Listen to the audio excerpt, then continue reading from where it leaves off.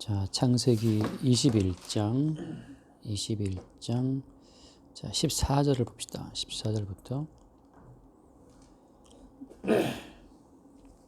아브라함이 아침에 일찍 일어나 떡과 물 한 가죽 부대를 가져다가 하갈의 어깨에 메어주고 그 아이를 데리고 가게 하니 하갈이 나가서 브엘세바 광야에서 방황하더니 가죽 부대에 물이 떨어진지라 그 자식을 관목 덤불 아래에 두고 이르되 아이가 죽는 것을 차마 보지 못하겠다 하고 화살 한바탕 거리 떨어져 마주 앉아 바라보며 소리내어 우니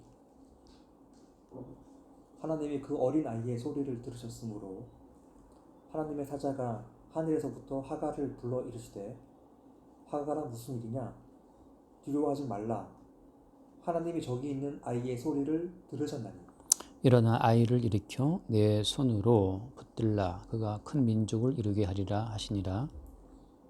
하나님이 하갈의 눈을 밝히셨으므로 샘물을 보고 가죽 부대에 물을 채워다가 그 아이에게 마시게 하였더라.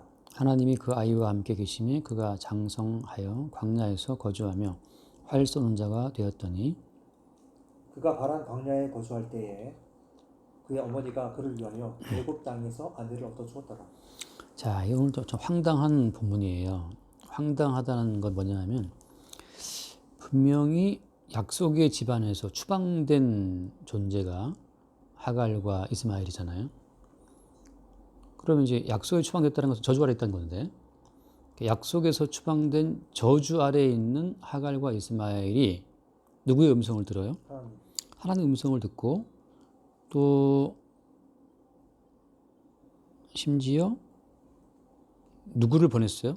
천사? 네, 천사를 보냈죠. 하나님 사자를 보내서 야, 하갈아 무슨 일이냐? 하나님이 너 저 아이의 소리를 들으셨어 하고 막 응답해 주시고 심지어 약속까지 해요. 야, 그 저 아이가 말이지 큰 민족을 이룰 거야. 그 다음에 더 놀라운 거는 20절 말씀에 보면 하나님이 그 아이와 함께 계심에 그러거든. 아니 하나님이 저주받은 아이와 함께 하신다고? 이게 완전히 이제 막 기존에 우리가 알고 있었던 여러 가지 선입관들을 또 막 깨트리는 말씀들이거든. 여기서 우리가 참 하나 그 많은 사람들이 그 착각하고 오해하는 게 뭐냐면 어떤 사람들은 기도했더니 막 응답이 왔대요. 어떤 사람들은 기도했더니 하나님이 천사를 보내서 내 말씀을 들어주셨다는 거지. 어떤 사람들은 심지어 말씀을 들었는데 심지어 자기로 하여금 막 큰 나라를 세워주겠다 뭐 그런 식의 약속을 들었다는 사람도 있단 말이지. 특히 대한민국을 위해서 기도하시는 분들 가운데에서 목사님 그 어떤 목사님이 그런 답을 들었대요. 대한민국은 큰 민족이 되고 그런 말씀하신 분도 있거든. 그게 지금 보면 누가 들은 응답 같은 거예요? 대한민국은 하나님이 함께 하셔서 대한민국은 정말 큰 민족이 될 것이다. 이런 응답 들으신 분들 얘기 들어보면 도대체 저들이 들은 그 응답이라고 하는 것이 하나님의 음성이 맞을 수 있어요, 없어요? 맞을 수 있는데 하나님은 누구에게도 응답하신다? 저주받은 백성에게도 응답하신다는 사실을 우리가 생각해야 돼요. 그러니까 하나님의 응답이 있다, 천사가 나를 도와준다, 혹은 하나님의 음성을 내가 들었다라고 하는 그게 중요한 게 아닌 거지. 이게 얼마나 사람을 속이는 거냐 하면, 그러니까 예전에 삼각산에 가서 기도를 했더니 무슨 답이 왔고 어쩌고 하는 그런 것 가운데에서 정말 저주받은 사람들이 엄청 많다는 사실. 그러니까 우리는 생각해야 돼요. 저주받은 자들에게도 뭐가 있다? 하나님의 응답이 있다는 사실. 이게 지금 많은 사람이 속고 있는 거예요. 그러니까 저주받은 자들도 하나님과 교통을 하고 하나님의 음성을 듣고 약속을 받아요. 그러니까 근데 그들은 이게 지금 저주받은 자기 자신의 그 실상을 모르고 그 들은 하나님의 음성과 받은 그 약속을 갖고 자기 자신을 어떻게 하는 거야? 택함받은 백성이라고? 네, 포장하고 오해하는 거예요. 이게 착각이에요. 이런 사람에게 예를 들어서 이제 언약의 복음을 증거하잖아요. 엄청나게 이제 반발하는 거지.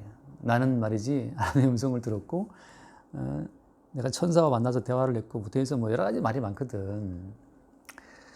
그러니까 특히 한국 교회도 이게 너무 많고 이런 게 너무 많아서 어느 교회 갔더니만 어떤 교회는 뭐 이런 게 있더라 막 잡다한 거. 글쎄.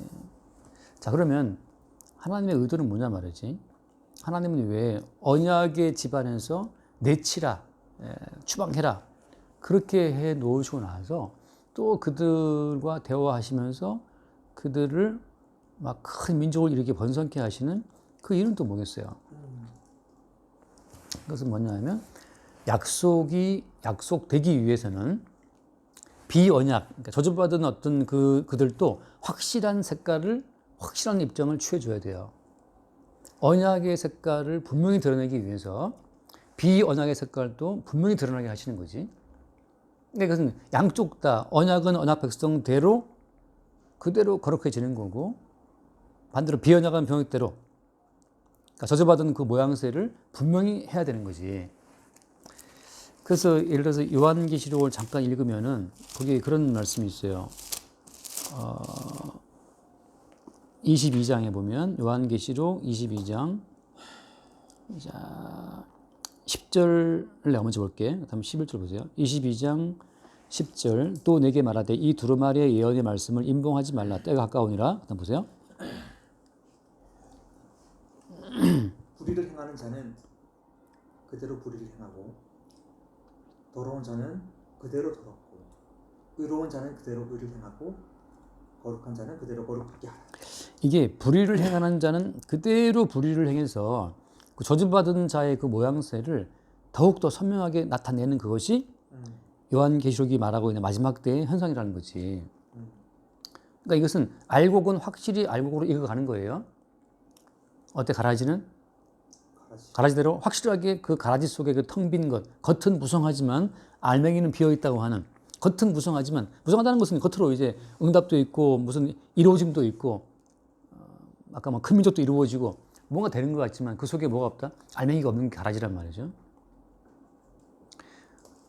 그 지금 하나님께서는 온 인류를 지금 분류하고 계시는데 마치 우리가 불의한 자를 돌이켜서 의를 행하게 할 수 있는 것처럼 착각한다는 거죠. 그건 아니에요. 이 말씀은 뭐냐? 불의를 행하는 자는 그냥 그대로 불의를 행해야 돼. 더러운 자는 그대로 더러워야 되고, 그리고 의로운 자는 그대로 의를 행하고, 거룩한 자는 그대로 거룩하게 하라. 그건 주께서 부르신 그 부르심의 주께서 부르신 그 부르심의 실상을 있는 그대로 최대한 표출을 하라. 이게 마지막 때의 모습인 거죠. 그러니까 여기서 우리가 어줍지 않게 진짜 뭘 이렇게 바꾼다, 뭐 교화시킨다, 그건 다 거짓말이에요. 그냥 그 정체성을 갈수록 분명하게 드러낼 뿐인 거지. 그게 이제 추수 때가 다가오는 거란 말이지. 그러니까 오늘 주님께서는 자, 분류를 하시는데 여기서 이제 우리가 언약의 백성과 그 저주받은 백성을 분류할 때 외적인 것으로는 분류를 할 수 있어요, 없어요? 없다. 없지. 왜냐하면 외적으로 봤을 때 이들에게도 응답이 있고 큰 민족이 이루게 된다 그러고 함께 하시고. 그렇죠. 함께 하시고 말이죠. 이런 모든 과정을 통해서 외적으로 드러나는 그 현상을 가지고서는 도저히 알 수가 없어요. 그럼 도대체 언약 백성과 저주받은 변약 백성을 구분하는 가장 중요한 그 차이가 어디에 있느냐 이게 중요한 거거든. 그러니까 나는 목사잖아. 목사니까 교류하는 많은 분들 가운데에서 내가 듣기에는 저것은 하갈에게 그러니까 하갈이 받은 응답이다는 그런 느낌을 주는 분들이 많이 있는데 그 말을 이제 뭐 내가 할 수는 없는데 근데 물론 이제 그분들은 이걸 깊이 생각하지 않죠. 그냥 뭔가 내가 들은 게 있고 본 게 있고 약속이 있으니까 막 거기에 막 미쳐 있는 거죠. 취해 있고 자기는 하나님의 백성이라고 막 자부하고 있으나 또 실제적으로 외적인 현상들이 막 진짜 뭐가 되는 것 같고 이루어지는 것 같기 때문에 그런 거 그래서 그들은 어때요? 그들에게 벌어지는 외적인 현상 때문에 꼼짝없이 그를 자신들에게 속고 있는 거야. 그래서 내가 볼 때는 하갈에게도 주님이 응답하셨다. 근데 당신이 받은 응답은 내가 볼 때는 마치 하갈에게 응답하신 그와 같은 건데, 그러니까 지금 핵심 언약 백성과 언약 백성으로부터 내쫓김 당한 저주받은 백성의 그 차이가 어디에 있느냐라고 하는 거, 그 차이성을 이제 봐야 되는 거지. 그 차이는 어디에 있겠어요? 오늘 이 하갈과 그 아들이 내쫓김 받은 그 동기가 뭐였지? 외적인 동기는 전체 봤다시피 핍박이죠, 그죠? 그러니까 하갈의 아들이 약속의 아들 이삭을 놀렸다고 하는, 희롱했다고 하는 거. 그것을 신약에서 뭐라고 했냐면 이제도 그러하다. 뭐라고 했냐면 이제도 그 약속을 율법을 따르는 자가 그랬죠. 갈라디아서 다시 한번 읽고 넘어갑시다. 갈라디아서 4장 29절 4장 29절을 보면 그러나 그때에 육체를 따라 난 자가 성령을 따라 난 자를 박해한 것 같이 자, 이제도 그러하다. 자, 육체를 따라 난 자, 이제 이스마엘이잖아요. 그러니까 육체를 따라 난 자에게도 무엇이 있다? 응답이 있고 함께 하심도 있고 형통함도 있고 외적인 번성도 있고 다 있다는 것이 이제 중요한 거예요. 그래서 육체를 따라 나면 뭐 사업이 안 되고 망하고 거짓말이에요. 그러니까 많은 교회들에서 예수 그리스도를 잘 믿으면 형통하고 복받고 이런 말이잖아요. 그건 정말 본질과 핵심을 비껴가는 이야기야. 잘못 들으면 육체를 따르는 자에게도 주어지는 그 모든 형통에 대한 이야기인데 마치 그것이 그걸 통해서 역으로 자기를 약속의 자녀라고 착각하게 만들거든요. 그래서 착각에 빠져있기 때문에 마지막 때 많은 사람들이 슬피우며 이를 가림이 있으리라 그 말씀처럼 슬피 우는 거야. 그래서 육체를 따르는 자가 성령을 따르는 자를 박해한 것 같이 지금도 그렇다. 그러니까 지금 요 이삭과 이스마엘 사건이 보여주는 것은 육체를 따르는 자와 성령을 따르는 자의 관계성을 보여주는 건데 이것이 이제 추방된 거예요. 그렇다면 왜 이스마엘은 이삭을 놀렸지? 왜 놀렸냐 하면 육체로 봤을 때는 너무나 이삭이 약하니까. 지금 젖될 무렵이잖아요. 그죠? 젖을 떼고 이제 막 잔치를 베푼다 했기 때문에 이삭이 너무 약해 보이는 거죠. 반대로 이스마엘은 한참 지금 막 힘 뻗치는 때이기 때문에 힘이 강하고. 자, 이 힘의 논리라고, 힘의 논리. 힘. 내게 있는 그 힘.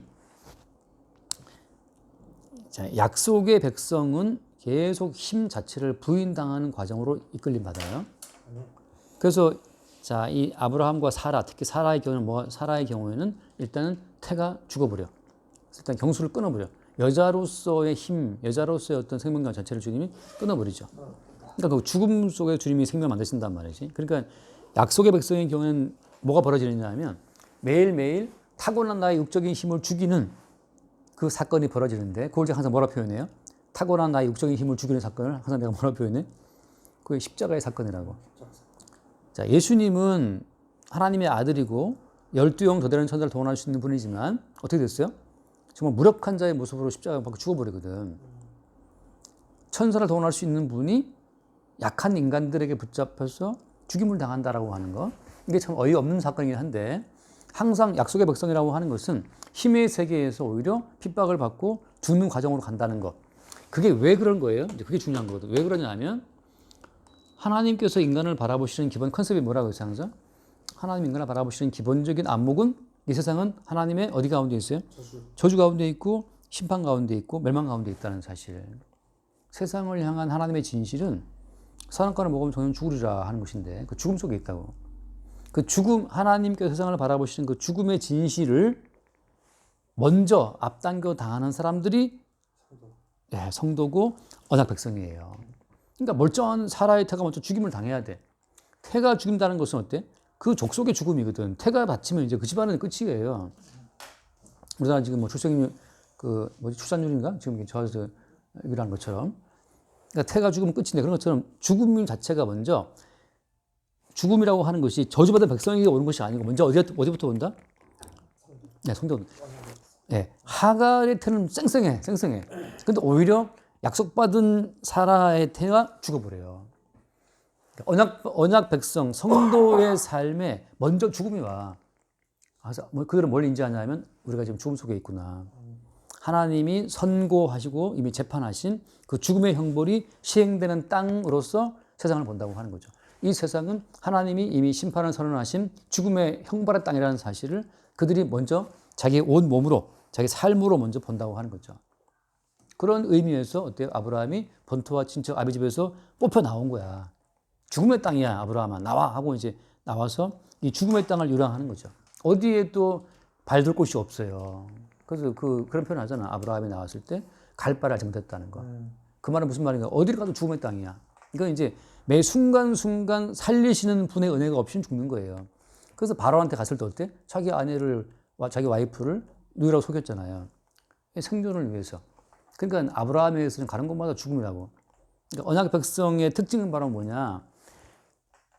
그걸 한번 읽거든. 그걸 한마디로 말하면 누가복음 9장인데 누가복음 9장 23절. 옛날 저 이회 교회의 비번이었어요. 비번. 누가복음 9장 23절. 한번 읽어봅시다.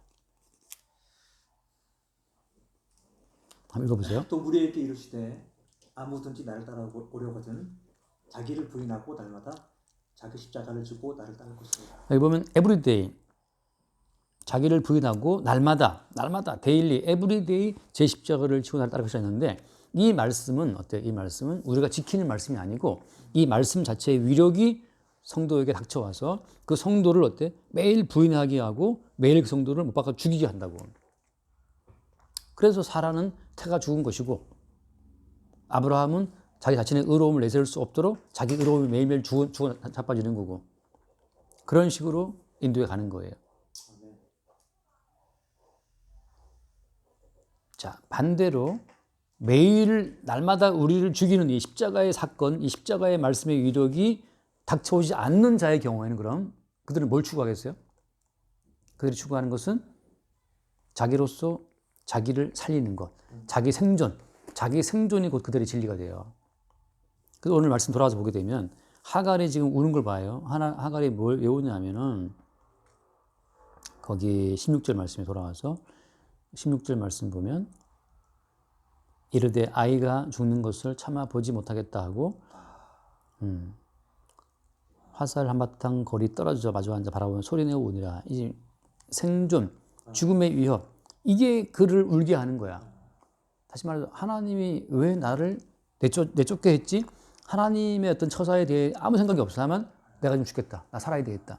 그 생존이 곧 이 어떤 이 버림받은 자들의 가장 큰 특징이 돼요. 자기 생존 위주로 자기 현실을 구성하는 데 있어서 가장 중요한 건 뭐지? 내 생존을 지키기 가장 필요한 것은 자기의 행위예요. 이 광야에서 누가 나를 지켜주냐 말이지. 그래서 하나님이 한번 와주시고 말씀의 약속을 줬지만 이 사람들이 그 약속을 믿느냐?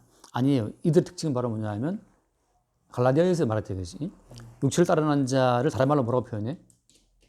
갈라디아에서는 약속은 뭐라고 표현해? 약속이라고 하는 것은 성령으로 연결되고 갈라디아서 그 4장 지금 안 볼게요. 육체라고 하는 건 뭐로 연결돼요? 율법으로 연결돼요.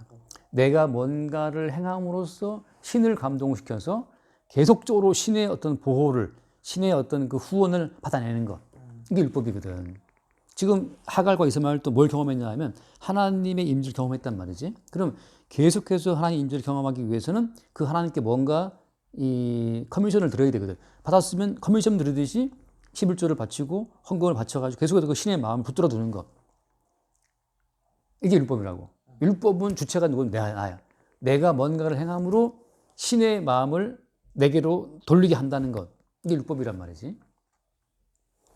약속이라는 것은 뭐냐 하면 살고자 하는 나의 본능을 누가 깨냐 하면 언약의 주님이 성령으로 깨버려요. 그래서 우리를 죽음 속에 집어넣어서 도저히 내 심과 내 육체의 능력으로는 살 수 없는 그 죽음의 상황, 그게 사라의 태의 죽음인데 그 죽음의 상황 속으로 집어넣는 거죠. 나중에 어떻게 돼? 이제 뭐 다음 보겠지만 나중에 그 이삭을 한참 이삭이 10대 때 힘을 왔을 때 그때 이삭을 어떻게 해요? 죽이라고 그래요. 어릴 때잖아요. 지금. 나중에 이제 시간 지나가면 이삭이 좀 힘이 있을 때 10대 되면 그때 이삭을 죽이라 하거든요. 그러니까 자기 힘과 자기 능력, 자기 지혜, 자기 구상으로 살아가는 그 모든 존재를 매일매일 주님이 죽음 속에 집어넣으시는 그것이 언약 백성의 특징이에요. 자, 지금 잠깐 정리할게요. 그러니까 언약 백성이냐 아니면 그 저주받은 백성이냐를 나눌 때 외적인 형태는 알 수 없다는 사실. 외적으로는 다양하고 그다음에 영적인 체험도 어때요? 영적인 체험도 다 똑같아요. 다양해요. 더 왕성한 것도 막 심지어 막. 자, 유일한 차이점은 어디에 있느냐? 매일매일 십자가의 사건 속에 자기의 죽음을 확인받는 자냐? 아니면 나의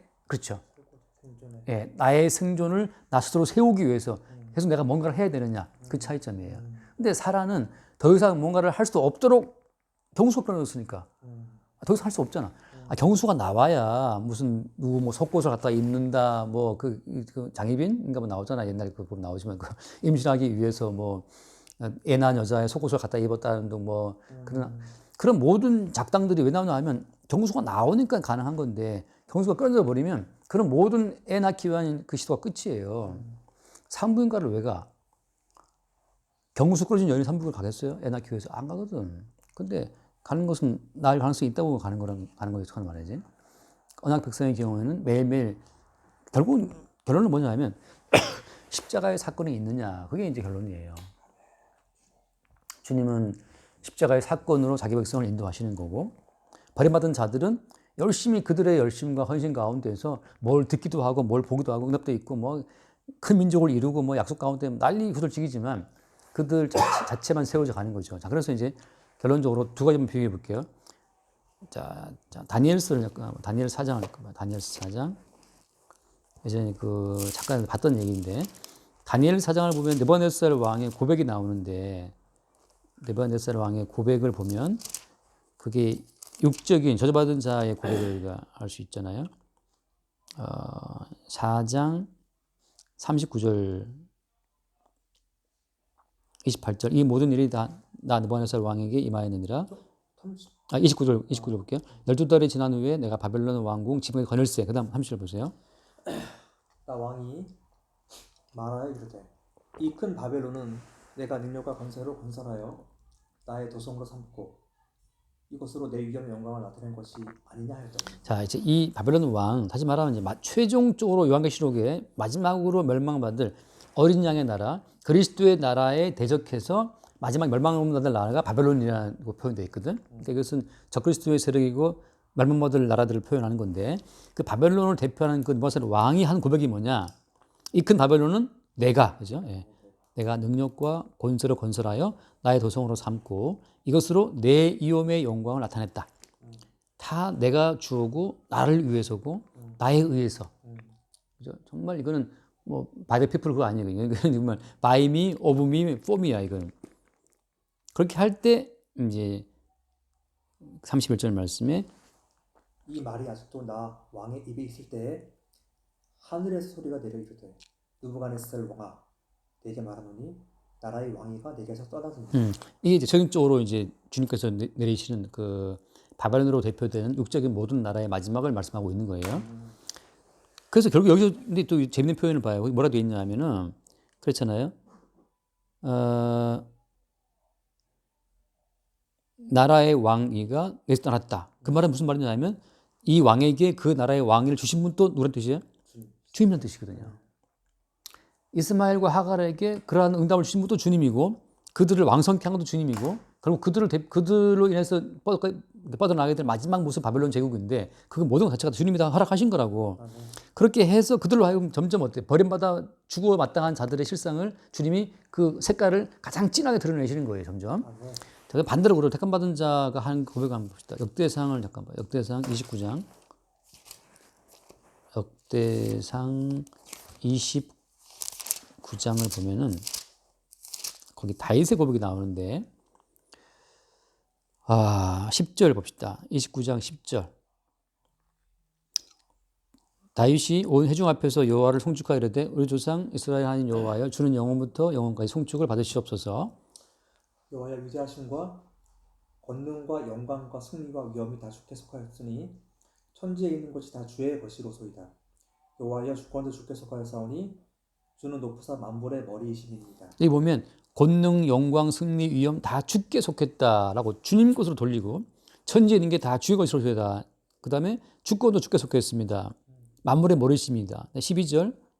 부와 귀가 주께를 많이 않고 또 주는 만물의 부재가 되사 손내 권세와 능력이 있사오니 모든 사람을 크게 하심과 강하게 하심이 주의 손에 있나이다. 우리 하나님이여 이제 우리가 주께 감사하며 주의 영화로운 이름을 찬양하나이다. 이 보면 그냥 모든 것을 다 주께 돌리고 그래서 감사하고 주의 영화로운 이름을 찬양한다는 고백이 다윗의 고백이에요. 다윗이란 이스라엘 나라는 바벨론 제국에 비해 되게 작은 나라거든 사실. 규모도 작은 나라야. 사이즈가 중요한 것이 아니고 거기에 어떤 고백이 나타나고 있는가. 근데 어떻게 다윗은 그동안에 바세바 사건으로 한번 그의 의가 완전 무너져 버리죠, 그죠? 그의 의가 무너져야 비로소 인간의 의는 완전히 하나님 나라에 들어갈 수 없다는 사실을 그때 받아들일 수 있어요. 사람들이 보면 착한 사람일수록 자기 의에 대한 미련이 있어갖고 자기 의를 개발하려고 그러거든. 하나님 나라에 인간의 의는 이만큼도 개입되지 않고 인간의 가치도 안 되거든. 하나님과 뭐 겸상할, 동업할 생각 자체를 품고 자체가 이게 말도 안 되는 거예요. 그냥 우리 의는 다 추방돼야 되고 주의 이름은 더 되는 거지. 그리고 뭐 또 누구지 그 아들 압살롬 반란 때 또 죽을 고비를 넘기고 그래서 다윗은 본인이 뭘 아냐 하면 이 이스라엘 나라 자체에 내가 왕된 것은 나의 의로움 때문도 아니고, 그죠? 나의 능력 때문도 아니라는 사실 다윗이 알아.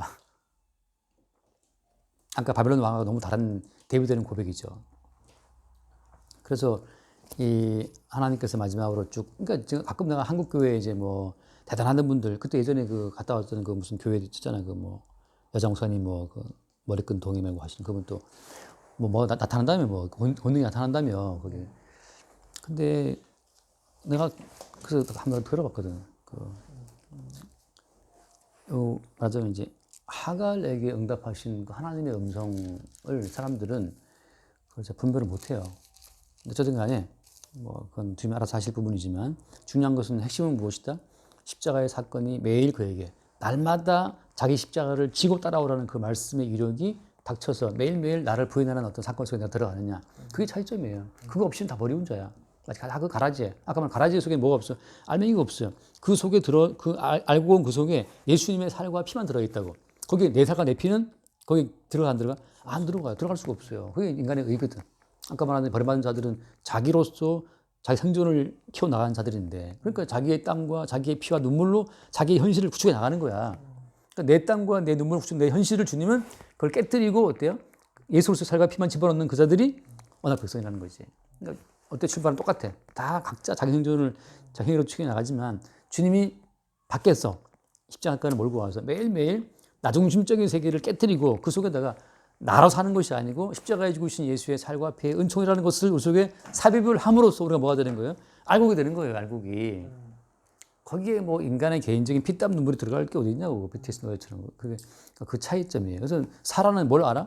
이거 내 아가 아니다 말이지. 나 경수 끓여줬는데 어떻게 이게 내 아이야. 언약의 말씀으로 내게 주어진 아들인 걸 말한 것처럼 십자가의 은혜에서 끌어진 자들은 오늘 삶의 결과에 걸칠지 이 내 것이 아니라고 말할 수밖에 없어요.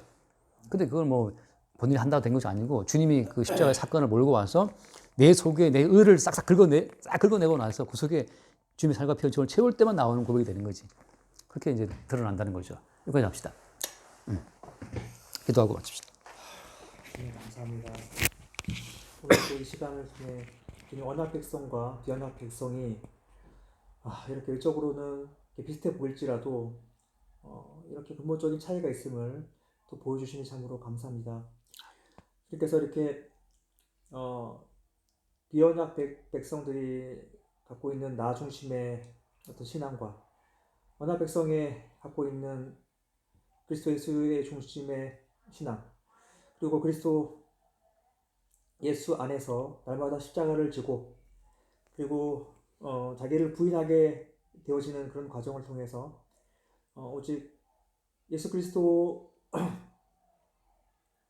중심만을 드러내는 그러한 삶을 살아갈 수 있는, 그리고 다윗처럼 역사의 주인도, 우리 삶의 주인도 오직 주인이라고 고백할 수 있는 그러한 신앙의 삶을 살 수 있었으면 참으로 좋겠습니다.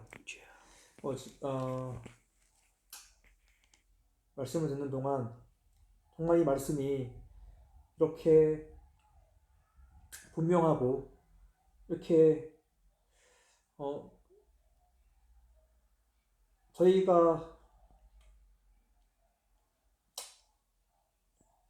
감히 무엇을 했다라고 주님 앞에 뭐 드릴 수 있는 것, 내세울 수 있는 것이 아무것도 없다라는 것을 깨닫게 해주니 참으로 감사합니다. 예수님의 이름으로 기도합니다.